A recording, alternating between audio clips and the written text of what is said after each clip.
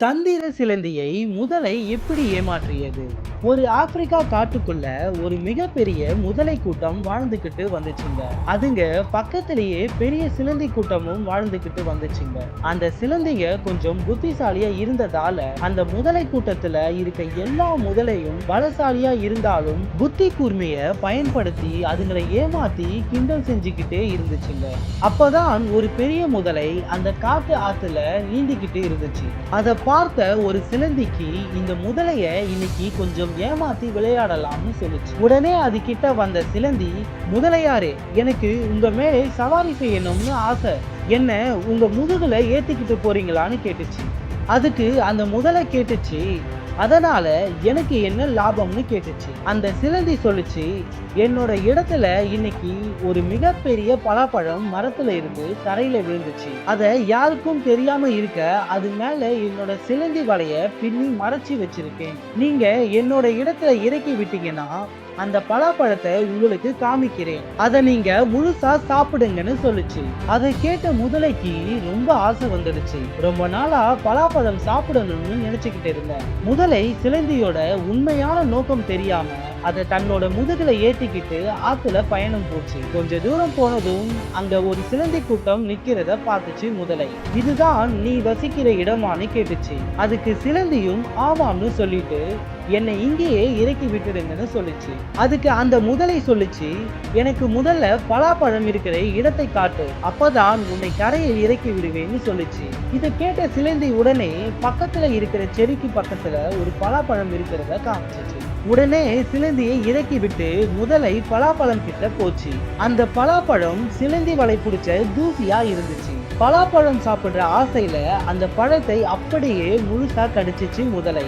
கடிச்சதுக்கு அப்புறம் தான் தெரிஞ்சுது அது ஏதோ கெட்டு போன புளிக்கிற பழம், இனிக்கிற பலாப்பழம் இல்லைன்னு. முதலையோட வாயெல்லாம் ரொம்ப புளிக்க ஆரம்பிச்சிருச்சு. தூணு துப்புன முதலைய பார்த்து அந்த இருக்கிற எல்லா சிலந்திகளை, முட்டாள் முதலைகளா, பலாப்பழம் வேணுமா உங்களுக்குன்னு கேட்டு சிரிச்சிச்சுங்க. இத பார்த்த முதலைக்கு ரொம்ப அசிங்கமா போச்சு. தன்னை இந்த சிலந்தி ஏமாத்தி கூட்டிட்டு வந்து அசிங்கப்படுத்திச்சுன்னு கவலையோடு அங்கிருந்து போயிடுச்சுங்க.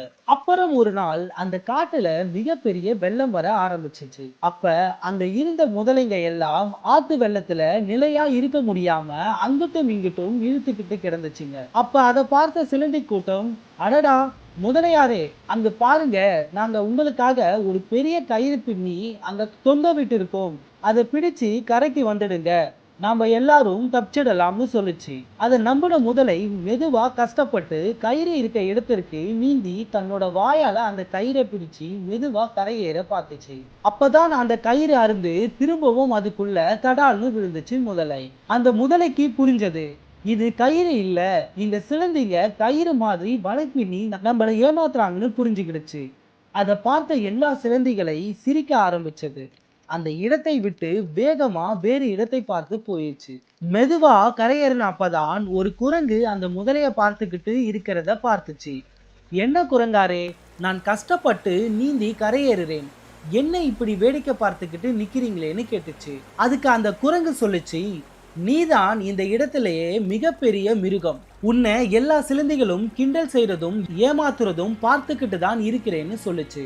அதை கேட்ட முதலை, ஆமாம் குரங்காரே, அந்த சிலந்திங்க ரொம்ப புத்திசாலியா இருக்குதுங்க, அதுங்க எப்ப பார்த்தாலும் என்னை ஏமாத்திக்கிட்டே இருக்குதுங்க, நீங்க தான் இந்த காட்டிலேயே மிக மிக புத்திசாலியாச்சே, நீங்க எனக்கு அந்த சிலந்திகளை தோக்கடிக்க உதவி செய்யக்கூடாதான்னு கேட்டுச்சு.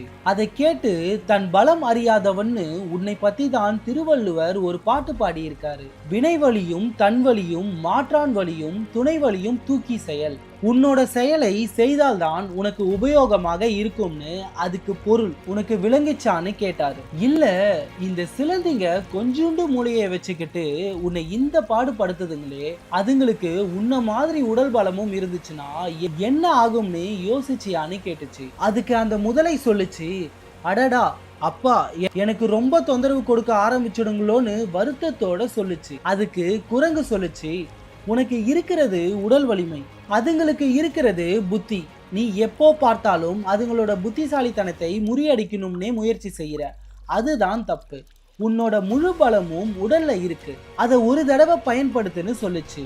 அதை கேட்ட அப்புறம் தான் முதலைக்கு ஒரு தெளிவு வந்துச்சு. மறுநாள் ஆத்தோரத்துல நீந்திக்கிட்டு இருந்த முதலை மெதுவா சிலந்திங்க இருக்கிற இடத்துக்கு பக்கம் வந்துச்சு. அப்ப சிலந்திங்க, என்ன முதலையாரே, இன்னைக்கு ரொம்ப சந்தோஷமா இருக்கிற மாதிரி இருக்குன்னு கேட்டுச்சு. அதுக்கு, அப்படியா, ஒருவேளை என்னோட வால் ரொம்ப சந்தோஷமா இருக்கும் போல, இருங்க என் வால் கிட்ட கேட்டு சொல்றேன்னு சொல்லிட்டு வால் மேலே தூக்கி தண்ணியில ஒரு அடி அடிச்சுது. தடால்னு சத்தத்தோட விழுந்த அந்த அடியில தண்ணி எல்லாம் தெரிச்சு அங்க இருந்த சிலந்தி கூடு முழுதும் பிஞ்சி கீழே விழுந்துருச்சு. இதை எதையும் எதிர்பார்க்காத சிலந்திங்க சில ஆத்துக்குள்ளேயே விழுந்துருச்சுங்க.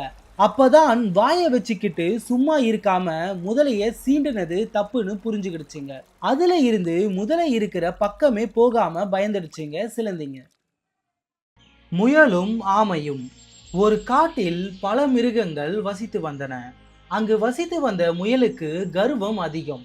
அது தானோ இக்காட்டில் வேகமாக ஓடுவேன் என்ற கர்வம் வந்தது. ஒரு நாள் காட்டில் ஒரு விளையாட்டு போட்டி நடந்து கொண்டிருந்தது.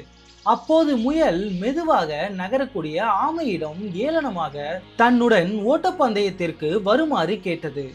முதலில் இல்லை என கூறிய ஆமை முயலின் கர்வத்தை அடக்க வேண்டும் என நினைத்து போட்டிக்கு சம்மதம் தெரிவித்தது. பல மிருகங்களுக்கு இடையில் போட்டி ஆரம்பமானது. தூரத்தை தீர்மானித்த பின் ஓட்டப்பந்தயம் துவங்கியது. முயல் ஆமையை விட பன்மடங்கு வேகமாக ஓடியது.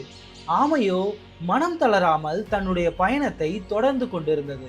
முக்கால்வாசி தூரம் வேகமாக ஓடிய முயல் வழியில் ஒரு அற்புதமான சோலையை கண்டதும் நிதானித்தது. சிறிது நேரம் ஓய்வெடுத்து பின்பு ஓடலாம் என நினைத்து ஒரு மரத்தின் கீழ் உறங்கியது. வெகு நேரம் கழித்தும் நம்பிக்கையின்றி அந்த வழியே வந்து கொண்டிருந்த ஆமை முயல் தூங்கும் காட்சியை கண்டு மனதுக்குள் மகிழ்ந்தது. ஆமையோ மெதுமெதுவாக முயல் தூங்கிய தூரத்தை கடந்து முடிவு கோட்டை நெருங்கியது. அந்த நேரம் தூக்கம் கலைந்த முயல் ஆமை எல்லையை நெருங்குவதை கண்டு ஓட்டம் பிடித்தது. எனினும் ஆமை வெற்றி இலக்கை அடைந்தது. ஆமையை கண்டு முயல் வெட்கி தலை குனிந்தது. நீதி நிதானம் அலட்சியத்தை வெல்லும். முட்டாளுக்கு புத்தி சொல்வது வீண். ஒரு காட்டில் பல குரங்குகள் கூட்டமாக வசித்து வந்தன.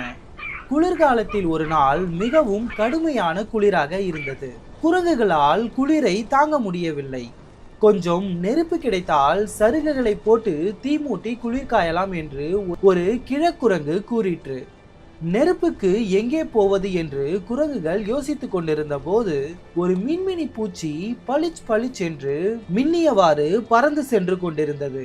அதை கண்ட ஒரு குரங்கு அதோ நெருப்பு போகிறது என்று கூறிற்று. மற்றொரு குரங்கு அந்த மின்மினி பூச்சியை பிடித்து வந்து தரையில் போட்டது. மற்ற குரங்குகள் சுற்றிலும் கிடந்த குப்பை கூளங்களை சேகரித்து வந்து மின்மினி பூச்சி மீது போட்டன. பிறகு குரங்குகள் நெருப்பு கொழுந்து விட்டு எரிய போகிறது என எதிர்பார்த்து சூழ்ந்து அமர்ந்து கொண்டன. பிறகு குரங்குகள் வாயினால் குப்பையை ஊதி நெருப்பை எரிய விடும் முயற்சியில் ஈடுபட்டன. மரத்தில் அமர்ந்து குரங்குகளின் கோமாளி கூட்டத்தை கவனித்துக் கொண்டிருந்த ஒரு பறவை கலகலவென்று சிரித்தபடி மரத்தை விட்டிறங்கி கீழே வந்து அமர்ந்தது. பிறகு குரங்குகளை நோக்கி, நண்பர்களே, மின்மினி பூச்சியை நெருப்பு என்று எண்ணிக்கொண்டு தீமூட்ட வீண் முயற்சி எடுக்கிறீர்கள். நீங்கள் என்னதான் வாயால் ஊதினாலும் மின்மினி பூச்சியிடம் இருந்து நெருப்பு வரவே வராது. வீண் வேலையை விட்டுவிடுங்கள் என்று புத்திமதி கூறிற்று. வாயை மூடிக்கொண்டு உன் வேலையை பார் என்று கூறிவிட்டு குரங்குகள் மறுபடியும் குப்பையை வாயால் ஊதி தீ உண்டாக்க முயற்சி எடுத்தன. பறவை குரங்குகளின் முட்டாள்தனத்தை எண்ணி பரிதாபப்பட்டு திரும்ப திரும்ப குரங்குகளுக்கு புத்திமதி கூறிக்கொண்டிருந்தது. இதனால் கோபமுற்ற குரங்குகள் பறவை மீது பாய்ந்து அதனை பிடித்து தரையில் மோதி கொன்றுவிட்டன. நீதி, முட்டாளுக்கு புத்தி சொன்னால் வினை நமக்குதான்.